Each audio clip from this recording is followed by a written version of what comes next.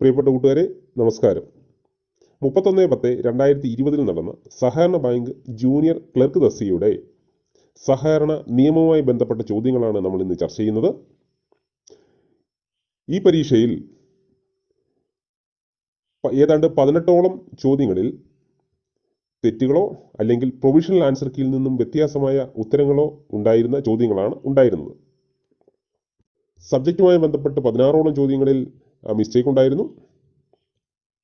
10ാം ക്ലാസ്സും JDCയും അടിസ്ഥാന യോഗ്യതയായിട്ടുള്ള ഈ തസ്തികയിലേക്ക് ചോദിച്ച ചോദ്യങ്ങൾ സെക്രട്ടറിയോ ഇൻസ്പെക്ടറോ അതുപോലെ ഉയർന്ന പരീക്ഷയ്ക്ക് ചോദിക്കുന്ന ചോദ്യങ്ങളെക്കാൾ കഠിനമായിരുന്നു ചോദ്യങ്ങൾ. തന്നെയുമല്ല, തെറ്റുകൾ നിറഞ്ഞതുമായിരുന്നു ചോദ്യങ്ങൾ. ചോദ്യകർത്താവ് തൻ്റെ പ്രാഗൽഭ്യം തെളിയിക്കുന്നതിന് ചോദ്യങ്ങൾ ചോദിച്ചു. പക്ഷേ ദൗർഭാഗ്യമെന്ന് വരട്ടെ, ആ ചോദ്യങ്ങൾ പലതും തെറ്റുകൾ നിറഞ്ഞതും 2 ആൻസർ ഉള്ളതും എന്നാൽ ചോദ്യങ്ങൾക്ക് വ്യക്തതയില്ലാത്തതും ആയിരുന്നു. നല്ല രീതിയിൽ നടന്നു പോകുന്ന എക്സാമിനേഷൻ ബോർഡ് പരീക്ഷകൾക്ക് ഈ ഒരു പരീക്ഷ വിദ്യാർത്ഥികൾക്ക് വളരെയധികം ദുരനുഭവം ഉണ്ടാക്കുന്നതായിരുന്നു എന്ന് പറയാതിരിക്കാൻ വയ്യ. നമ്മുടെ യൂട്യൂബ് ക്ലാസ്സുകളിൽ നിന്ന് ചോദ്യങ്ങൾ ചോദിച്ചിട്ടുണ്ട്. യൂട്യൂബ് ക്ലാസ്സും ഓൺലൈൻ ക്ലാസ്സുകളും പങ്കെടുത്ത വിദ്യാർത്ഥികൾക്ക് ചോദ്യങ്ങളൊക്കെ ഒരു പരിധിവരെ അറ്റൻഡ് ചെയ്യാൻ കഴിഞ്ഞിട്ടുണ്ട്. ലോയുടെ 3 യൂട്യൂബ് ക്ലാസ്സുകളിൽ നിന്ന് 6-7 ചോദ്യങ്ങൾക്ക് ആൻസർ എഴുതാമായിരുന്നു. എല്ലാ വിഷയങ്ങളിലും ഏത് ചോദ്യം ചോദിച്ചാലും നിങ്ങൾക്ക് എഴുതക്കത്തക്ക രീതിയിലാണ് യൂട്യൂബ് ക്ലാസ്സും ഓൺലൈൻ ക്ലാസ്സുകളും നടന്നു പോകുന്നത്. സഹകരണ നിയമവുമായി ബന്ധപ്പെട്ട ഏത് ചോദ്യങ്ങളും നിങ്ങൾക്ക് എഴുതുവാൻ കഴിയും. കൃത്യമായിട്ട് യൂട്യൂബ് ക്ലാസ്സുകളിലും ഓൺലൈൻ ക്ലാസ്സുകളിലും പങ്കെടുക്കുക. ഇനിയും ഈ ചാനൽ സബ്സ്ക്രൈബ് ചെയ്തിട്ടില്ലാത്തവരുണ്ടെങ്കിൽ ചാനൽ സബ്സ്ക്രൈബ് ചെയ്യുക. ക്ലാസ്സുകൾ കൃത്യമായി കിട്ടുന്നതിന്, നോട്ടിഫിക്കേഷൻ ലഭിക്കുന്നതിന് ബെല്ലൈക്കൺ അമർത്തുക. അതോടൊപ്പം ലൈക്കും കമൻറ്റും ഷെയറും ചെയ്യാൻ മറക്കരുത്. ചോദ്യങ്ങളിലേക്ക് കടക്കാം. The payment required to be made for acquiring right of a member are.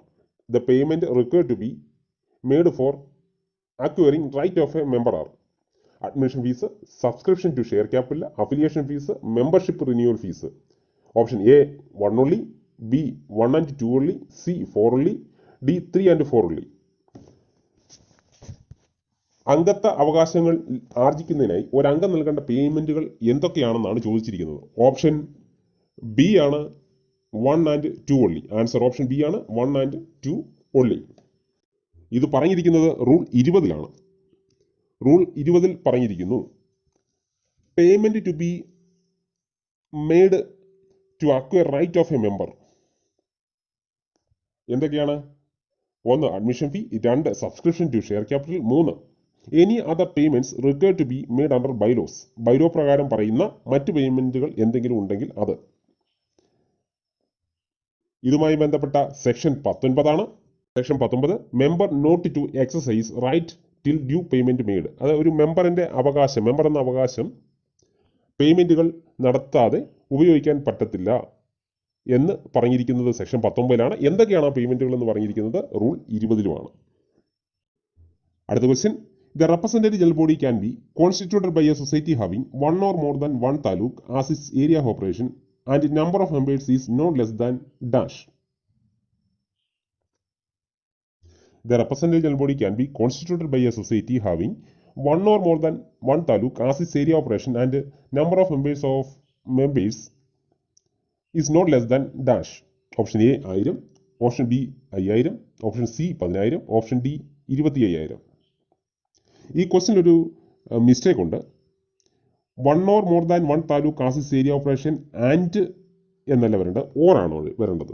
Or number of members is not less than എന്നാണ് വരേണ്ടത്. അതായത് ഒരു റെപ്രസെൻറ്റേറ്റീവ് ജനറൽ ബോഡി കോൺസ്റ്റിറ്റ്യൂട്ട് ചെയ്യുന്നതിന് ഒരു താലൂക്കോ ഒന്നിലധികം താലൂക്കോ ഏരിയ ഓപ്പറേഷനുള്ള സംഘങ്ങൾക്ക് റെപ്രസെൻറ്റേറ്റീവ് ജനറൽ ബോഡി കോൺസ്റ്റിറ്റ്യൂട്ട് ചെയ്യാവുന്നതാണ്.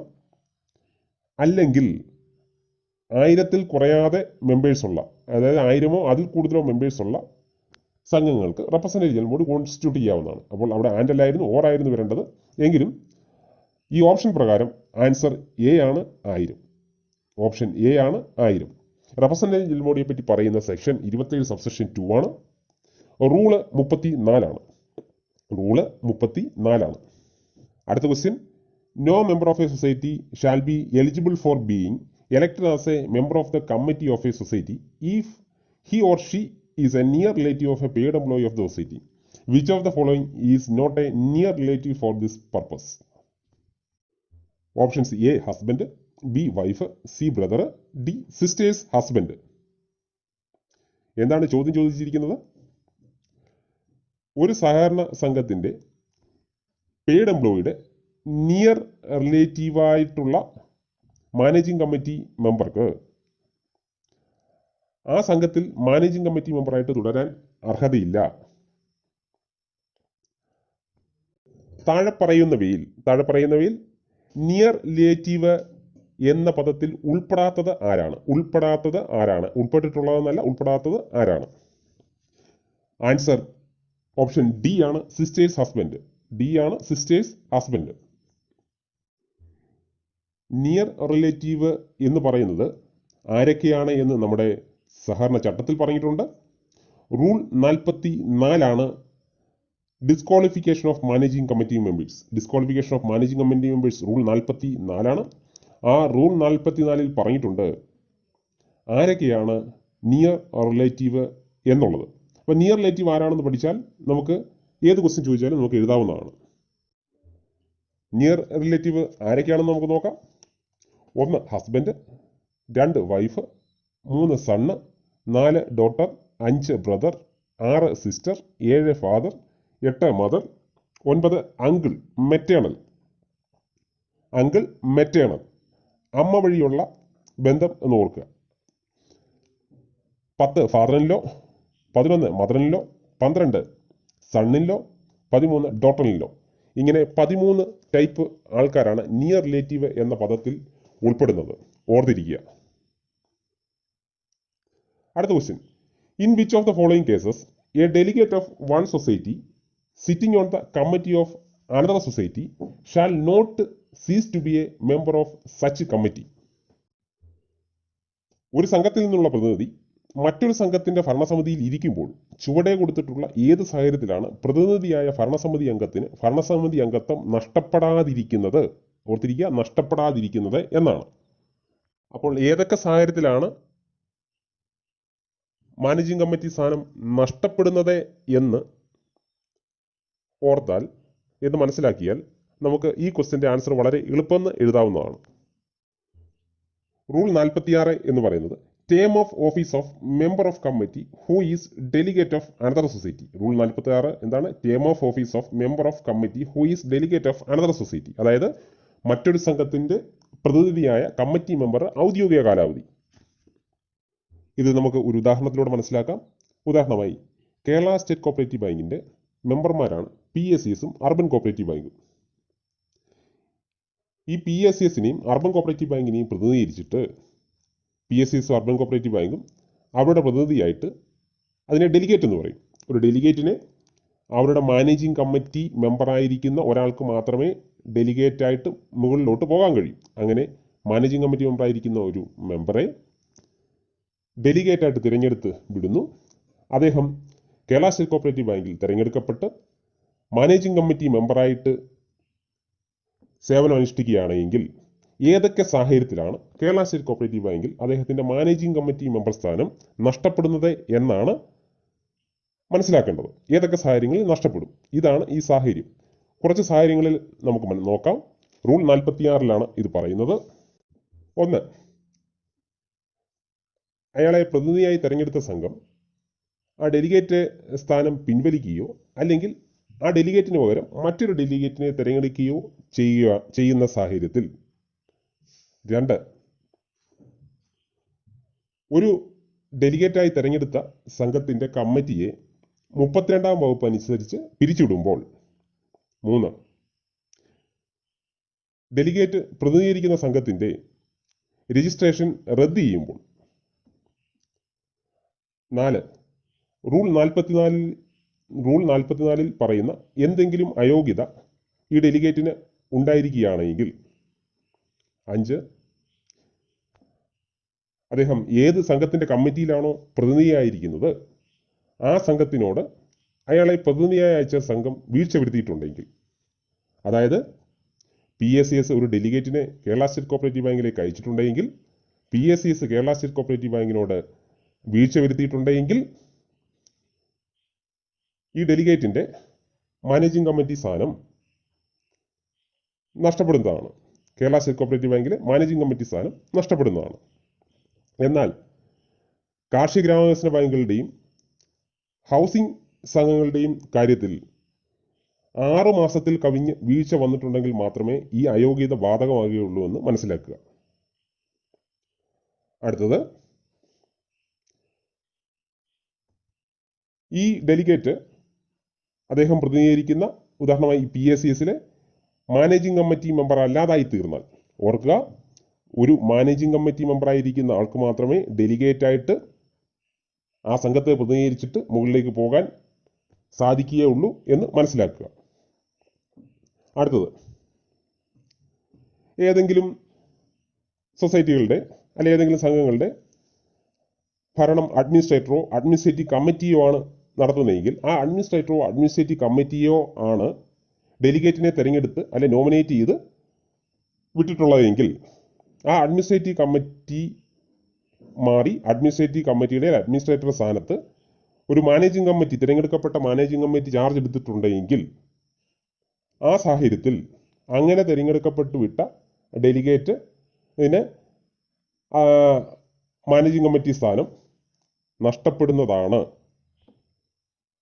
അതായത് അദ്ദേഹം ആ മാനേജിംഗ് കമ്മിറ്റി, തിരഞ്ഞെടുക്കപ്പെട്ട മാനേജിംഗ് കമ്മിറ്റിയിലെ മാനേജിംഗ് കമ്മിറ്റി മെമ്പർ അല്ലാതിരിക്കുകയാണെങ്കിൽ മാത്രമേ മാനേജിംഗ് കമ്മിറ്റി സ്ഥാനം, കേരള സ്റ്റേറ്റ് കോപ്പറേറ്റീവ് ബാങ്കിലെ മാനേജിംഗ് കമ്മിറ്റി സ്ഥാനം, ഉദാഹരണം പറഞ്ഞാൽ കേരള സ്റ്റേറ്റ് കോപ്പറേറ്റീവ് ബാങ്കിലെ മാനേജിംഗ് കമ്മിറ്റി സ്ഥാനം നഷ്ടപ്പെടാതിരിക്കും. എന്നാൽ അദ്ദേഹം ഈ PSCSലെ മാനേജിംഗ് കമ്മിറ്റി മെമ്പറാണ്, തിരഞ്ഞെടുക്കപ്പെട്ടു വന്ന മാനേജിംഗ് കമ്മിറ്റി മെമ്പർ ആണെങ്കിൽ ആ സ്ഥാനം ആ അഡ്മിനിസ്ട്രേറ്ററാണ് ഡെലിഗേറ്റായിട്ട് വിട്ടിട്ടുള്ളതെങ്കിലും നഷ്ടപ്പെടത്തില്ല എന്ന് ഓർക്കുക. ഈ പറഞ്ഞ ഇത്രയും സാഹചര്യങ്ങളിലാണ് ഡെലിഗേറ്റിന് മാനേജിംഗ് കമ്മിറ്റി സ്ഥാനം നഷ്ടപ്പെടുന്നത്. അതിനാൽ ഇത്രയും സാഹചര്യങ്ങൾ പഠിച്ചിരുന്നാൽ നമുക്ക് പരീക്ഷയ്ക്ക് ചോദ്യം ചോദിച്ചാൽ എഴുതാവുന്നതാണ്. ഈ ഓപ്ഷനിൽ ആൻസർ സി ആണ്. ഓപ്ഷൻ സി ആണ്. In case he was elected as A president of the society which he represents.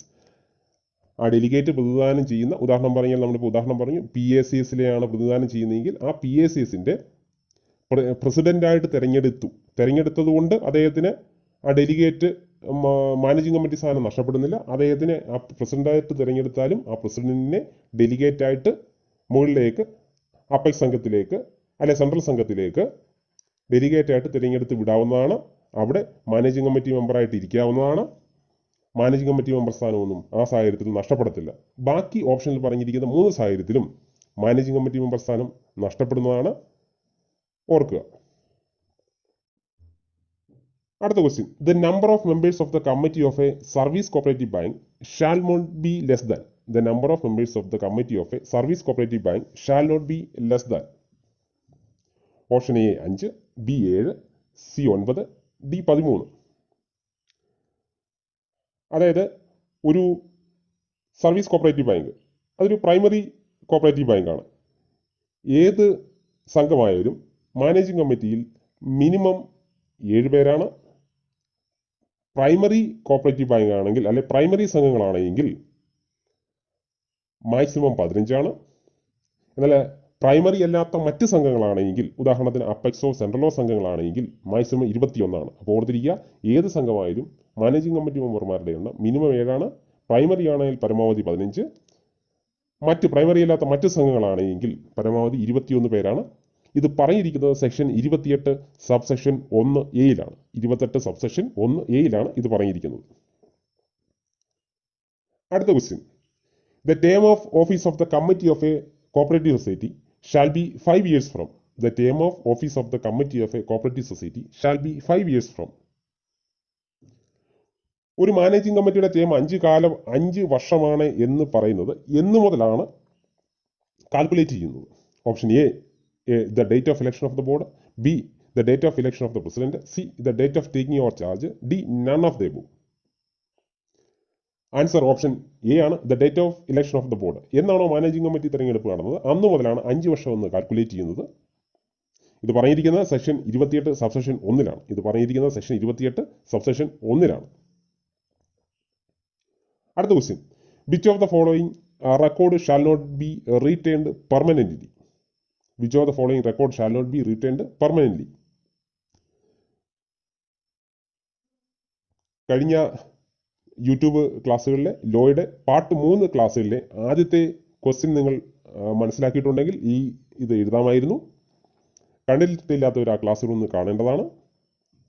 Option A minutes book, B admission register, C receipt book, D day book. Answer C ആണ്, receipt book. അതായത് permanent അല്ലാതെ സൂക്ഷിക്കുന്ന register ഏതാണെന്നുള്ളതാണ്. Receipt book 10 വർഷത്തേക്ക് സൂക്ഷിക്കുന്നതാണ്. Receipt book, acquittance roll, bond register ഇവയെല്ലാം 10 വർഷത്തേക്ക് സൂക്ഷിക്കുന്നതാണ്. 3 രജിസ്റ്ററുകളേ ഉള്ളൂ 10 വർഷത്തേക്ക് സൂക്ഷിക്കുന്ന. മനസ്സിലാക്കിയിരിക്കുക, receipt book, acquittance roll, bond register. ഇതിൽ പറഞ്ഞിരിക്കുന്ന മറ്റ് രജിസ്റ്ററുകൾ പെർമനന്റ് ആയിട്ട് സൂക്ഷിക്കുന്നതാണ്. മറ്റ് രജിസ്റ്ററുകൾ പെർമനന്റ് ആയിട്ട് സൂക്ഷിക്കുന്ന രജിസ്റ്ററുകളാണ്. രജിസ്റ്ററുകൾ എത്ര കാലത്തേക്ക് സൂക്ഷിക്കണം എന്ന് പറയുന്ന റൂൾ 31ആണ്. രജിസ്റ്റർ എത്ര കാലത്തേക്ക് സൂക്ഷിക്കണം എന്ന് പറയുന്ന റൂൾ 31ആണ്. എന്നാൽ ഏതൊക്കെ രജിസ്റ്ററുകൾ മെയിൻറ്റെയിൻ ചെയ്യണം എന്ന് പറയുന്ന റൂള് 29ആണ്. ഏതൊക്കെ രജിസ്റ്ററുകൾ മെയിൻറ്റെയിൻ ചെയ്യണം എന്ന് പറയുന്ന റൂള് 29ആണ്. അടുത്ത question, which of the following is not a situation which will invite the registrar to appoint an administrator or administrative committee under section 33 of the KCS Act? ഈ ചോദിച്ചിരിക്കുന്ന ക്വസ്റ്റ്യൻ എല്ലാം നെഗറ്റീവ് ക്വസ്റ്റ്യൻ ആണ്. Not ചേർത്താണ് ചോദിച്ചിരിക്കുന്നത്. അതായത് താഴെ പറയുന്ന ഏതൊക്കെ സാഹചര്യത്തിൽ അല്ല രജിസ്ട്രാർ സെക്ഷൻ 33 പ്രകാരം അഡ്മിനിസ്ട്രേറ്റീവ് കമ്മിറ്റിയെ അഡ്മിനിസ്ട്രേറ്ററെ നിയോഗിക്കാത്തത് എന്നാണ് ചോദിച്ചിരിക്കുന്നത്. അപ്പോൾ സ്വാഭാവികമായിട്ട് നമ്മൾ മനസ്സിലാക്കിയിരിക്കണം ഏതൊക്കെ സാഹചര്യത്തിലാണ് രജിസ്ട്രാർ അഡ്മിനിസ്ട്രേറ്റീവ് കമ്മിറ്റിയെ അഡ്മിനിസ്ട്രേറ്ററെ നിയോഗിക്കുന്നത് എന്ന് മനസ്സിലാക്കിയാൽ ഇതിന്റെ ആൻസർ നമുക്ക് മനസ്സിലാവുന്നതാണ്. ഇവിടെ ആൻസർ അഡ്മിനിസ്ട്രേറ്റീവ് കമ്മിറ്റിയെ നിയമിക്കാത്ത സാഹചര്യം എന്ന് പറയുന്നത് അഡ്മിനിസ്ട്രേറ്ററെ നിയമിക്കാത്ത സാഹചര്യം എന്ന് പറയുന്നത് ഓപ്ഷൻ ഡി ആണ്. The president of the society is removed by a no confidence motion എന്നുള്ളതാണ് ആൻസർ. അപ്പോൾ ഏതൊക്കെ സാഹചര്യമാണ് അഡ്മിനിസ്ട്രേറ്ററെ നിയമിക്കുന്നത് എന്ന് നമുക്ക് നോക്കാം. Section 33, appointment of new committee or administrator on failure to constitute committee. അതായത് കമ്മിറ്റി മുതലായ രൂപീകരിക്കാൻ വീഴ്ച വരുത്തുന്ന പക്ഷം പുതിയ കമ്മിറ്റിയോ അഥവാ ഭരണകർത്താവിനെയോ നിയമിക്കൽ എന്നാണ് മലയാള അർത്ഥം. ഏതൊക്കെ സാഹചര്യമാണ്? നിലവിലുള്ള മാനേജിംഗ് കമ്മിറ്റിയുടെ കാലാവധി കഴിയുക, പുതിയ കമ്മിറ്റി ചാർജ് എടുക്കാതിരിക്കുന്ന സാഹചര്യം, അല്ലെ പുതിയ കമ്മിറ്റി കോൺസ്റ്റിറ്റ്യൂട്ട് ചെയ്യാത്ത സാഹചര്യം. പുതിയ കമ്മിറ്റി കോൺസ്റ്റിറ്റ്യൂട്ട് ചെയ്യാത്ത സാഹചര്യം. 2, ജനറൽ ബോഡി മാനേജിംഗ് കമ്മിറ്റിക്കെതിരെ നോ കോൺഫിഡൻസ് മോഷൻ പാസ്സാക്കിയിട്ടുള്ള സാഹചര്യം. അടുത്തത്, existing committee resigns en bloc. അതായത് നിലവിലുള്ള കമ്മിറ്റി കൂട്ടരാജി വെക്കുക. എൻ ബ്ലോക്ക് എന്ന് വെച്ചാൽ കൂട്ടരാജി വെച്ച് പോവുക. അടുത്ത സാഹചര്യം, ഏതെങ്കിലും മാനേജിംഗ് കമ്മിറ്റി മെമ്പർമാർ റിസൈൻ ചെയ്ത മൂലമോ അല്ലെങ്കിൽ മറ്റെന്തെങ്കിലും കാരണം മൂലമോ മാനേജിംഗ് കമ്മിറ്റിക്ക് കോറം ഇല്ലാതെ വരിക. മാനേജിംഗ് കമ്മിറ്റിക്ക് കോറം ഇല്ലാതെ വരിക. അടുത്തൊരു സാഹചര്യം, മാനേജിംഗ് കമ്മിറ്റി തുടർച്ചയായിട്ട് 6 മാസ കാലയളവിലേക്ക് മീറ്റിംഗ് ഒന്നും കൂടാതിരിക്കുക. തുടർച്ചയായിട്ട് 6 മാസ കാലയളവിലേക്ക് മീറ്റിംഗ് ഒന്നും കൂടാതിരിക്കുക. അതുമല്ല എങ്കിൽ രജിസ്ട്രാറിന് തോന്നുകയാണ്, രജിസ്ട്രാറിന് മനസ്സിലാകുകയാണ് നിലവിലുള്ള കമ്മിറ്റിയുടെ കാലാവധിക്കുള്ളിൽ പുതിയൊരു കമ്മിറ്റി രൂപീകരിക്കാൻ സാധിക്കുകയില്ല എന്നോ, അവിടെ ഒരു അഡ്മിനിസ്ട്രേറ്റീവ് സ്റ്റേൽമേറ്റ്, അവിടെ ഒരു ഭരണസ്തംഭനം ഉണ്ടാകുന്നു എന്നോ മനസ്സിലാക്കുകയോ, അതുമല്ല എങ്കിൽ പുതിയ കമ്മിറ്റിക്ക് ചാർജ് എടുക്കാൻ കഴിയാത്തൊരു സാഹചര്യം ഉണ്ടാകുകയോ എന്നൊക്കെ രജിസ്ട്രാർക്ക് മനസ്സിലായാൽ രജിസ്ട്രാർ സ്വമേധയാലോ അല്ലെങ്കിൽ or an application of any member of the society, അല്ലെങ്കിൽ ആ സംഘത്തിലെ ഏതെങ്കിലും ഒരു മെമ്പറുടെ ആപ്ലിക്കേഷൻ മൂലമോ സർക്കിൾ കോപ്പറേറ്റീവ് യൂണിയനെ ഇൻറ്റിമേറ്റ് ചെയ്ത് സർക്കിൾ കോപ്പറേറ്റീവ് യൂണിയനെ അറിയിച്ചതിന് ശേഷം appoint 1 administrator or administrative committee, ഒരു അഡ്മിനിസ്ട്രേറ്ററെയോ ഒരു അഡ്മിനിസ്ട്രേറ്റീവ് കമ്മിറ്റിയോ അപ്പോയിന്റ് ചെയ്യും. അഡ്മിനിസ്ട്രേറ്റർ ആണെങ്കിൽ ഒരാൾ, അഡ്മിനിസ്ട്രേറ്റീവ് കമ്മിറ്റി ആണെങ്കിൽ not more than 3 individuals. Administrative committee ആണെങ്കിൽ not more than 3 individuals who need not be the member of the society, one among them as convener. അവർ അഡ്മിനിസ്ട്രേറ്റീവ് കമ്മിറ്റിയിലുള്ളവർ സൊസൈറ്റിയുടെ മെമ്പർമാരാവണമെന്ന് നിർബന്ധമില്ല. അതിൽ ഒരാൾ കൺവീനറായിരിക്കും. എത്ര കാലത്തേക്കാണെന്ന് ചോദിച്ചാൽ നോട്ട് എക്സീഡിങ് 6 months, 6 മാസത്തിൽ കൂടാത്ത ഒരു കാലയളവിലേക്ക്. എന്നാൽ രജിസ്ട്രാർക്ക് ഈ കാലാവധി നീട്ടിക്കൊടുക്കാം. എത്ര നീട്ടി എന്ന് പറഞ്ഞാലും അഗ്രിഗേറ്റ് പീരീഡ് ആദ്യത്തെ 6 മാസവും പിന്നീട് വരുന്ന മാസങ്ങളും കൂടെ ചേർത്ത് അഗ്രിഗേറ്റ് പീരീഡ് ഒരു വർഷത്തിൽ കൂടാൻ പാടില്ല എന്നാണ്. അപ്പോൾ ശ്രദ്ധിക്കുക, രജിസ്ട്രാറാണ് അഡ്മിനിസ്ട്രേറ്റീവ് കമ്മിറ്റിയെ നിയമിക്കുന്നത്. Circle cooperative യൂണിയനെ അറിയിക്കേണ്ടതുണ്ട്. അഡ്മിനിസ്ട്രേറ്ററാണ് ഒരാൾ, അഡ്മിനിസ്ട്രേറ്റീവ് കമ്മിറ്റിയാണ് നോട്ട് മോർ ദാൻ 3 ഇൻഡിവിജ്വൽസ്. അതിലൊരാൾ കൺവീനർ ആയിരിക്കണം. ഇവർ സംഘത്തിൻ്റെ മെമ്പർമാരായിരിക്കണം നിർബന്ധമില്ല. പരമാവധി 6 മാസത്തേക്കാണ് അറ്റ് എ ടൈം, 6 മാസത്തേക്കാണ്. എന്നാൽ അഗ്രിഗേറ്റ് പീരീഡ് ഒരു വർഷത്തിൽ കൂടാൻ പാടില്ല. ഓർത്തിരിക്കുക. നമ്മളിപ്പോൾ കണ്ട ക്വസ്റ്റ്യനിലെ 3 ഓപ്ഷനിലും ആദ്യത്തെ 3 ഓപ്ഷനിൻ്റെ സാഹചര്യത്തിലും അഡ്മിനിസ്ട്രേറ്റീവ് കമ്മിറ്റി നിയമിക്കാവുന്നതാണ്. 4ാമത് പറഞ്ഞ ഡി ഓപ്ഷനിൽ മാത്രമേ അഡ്മിനിസ്ട്രേറ്റീവ് കമ്മിറ്റിയോ അഡ്മിനിസ്ട്രേറ്ററെയോ നിയമിക്കാൻ സാധിക്കാത്തതുള്ളൂ എന്ന് മനസ്സിലാക്കുക. അടുത്ത question, who shall preside over the meeting of a society convened under rule 43A2 consider a no confidence motion against the president? Who shall preside over the meeting of a society convened under Rule 43A to consider a no confidence motion against the president? Answer B ആണ്. The officer of the cooperative department authorized by registrar. അതായത് rule 43A പ്രകാരം no confidence motion നടക്കുന്ന സമയത്ത് ആ meeting അധ്യക്ഷത വഹിക്കുന്നതിന് ആരെയാണ് നിയോഗിക്കുന്നത് എന്ന് ചോദിച്ചാൽ, ആരാണ് അധ്യക്ഷത വഹിക്കുന്നതെന്ന് ചോദിച്ചാൽ രജിസ്ട്രാർ ഓതറൈസ് ചെയ്യുന്ന ഒരു ഉദ്യോഗസ്ഥനായിരിക്കും എന്നുള്ളതാണ് ആൻസർ. റൂൾ 43A എന്താണ്? Removal of president, vice president etcetera by no confidence motion. അതായത് നോ കോൺഫിഡൻസ് മോഷൻ വഴി ഓഫീസ് ഭാരവാഹികളെയോ പുറത്താക്കുന്ന ഇതിനെയാണ് റൂൾ 43 അർത്ഥമാക്കുന്നത്. നോട്ട് കോൺഫിഡൻസ് മോഷൻ നടക്കണമെങ്കിൽ ആ മാനേജിംഗ് കമ്മിറ്റി മെമ്പറുടെ, ശ്രദ്ധിക്കണം, നോ കോൺഫിഡൻസ് മോഷൻ പ്രമേയം പാസ്സാക്കണമെങ്കിൽ, പ്രമേയത്തിന് രജിസ്ട്രാർക്ക് അപേക്ഷ കൊടുക്കണമെങ്കിൽ മാനേജിംഗ് കമ്മിറ്റിയുടെ 3/1 കുറയാതെ, not less than 1/3 of the total strength of the committee, managing കമ്മിറ്റിയുടെ 3/1 കുറയാത്ത ആൾക്കാർ സൈൻ ചെയ്ത് പ്രൊപ്പോസൽ രജിസ്ട്രാർക്ക്, ആ പ്രൊപ്പോസൽ സൈൻ ചെയ്ത 2 പേര് രജിസ്ട്രാർക്ക് നേരിട്ട് കൊടുക്കണം. അപ്പോൾ 1/3, നോട്ട് ലെസ് ദാൻ 1/3 രജിസ്ട്രാർക്ക് കൊടുക്കണം എന്ന് ആലോചിക്കുക. ആ സാഹചര്യത്തിൽ രജിസ്ട്രാർ ഒരു ഉദ്യോഗസ്ഥനെ അപ്പോയിന്റ് ചെയ്യും. ആ ഉദ്യോഗസ്ഥനാണ് ആ നോ കോൺഫിഡൻസ് മോഷൻ ചർച്ചയുടെ അധ്യക്ഷത വഹിക്കുന്നത്. ഓർത്തിരിക്കുക. അടുത്ത question, the maximum permissible borrowing power of a PSES. The maximum permissible borrowing power of a PSES is dash. Double the amount of net worth equal to the amount of deposit, 50 times of owned fund, 150 times of its owned fund. ഈ ആൻസറിൽ ഒരു mistake ഉണ്ട്. ഇവിടെ നമുക്ക് professional ആൻസറിലേക്ക് കൊടുത്തിരിക്കുന്ന D ആണ്. 150 times of owned fund. 150 times of owned fund എന്നല്ലായിരുന്നു വരേണ്ടത്. 150 times of reserve fund and paid up share capital എന്നായിരുന്നു വരേണ്ടത്. അതായത് മാക്സിമം ബോറോയിങ് പവർ. എന്താണ് മാക്സിമം ബോറോയിങ് പവർ?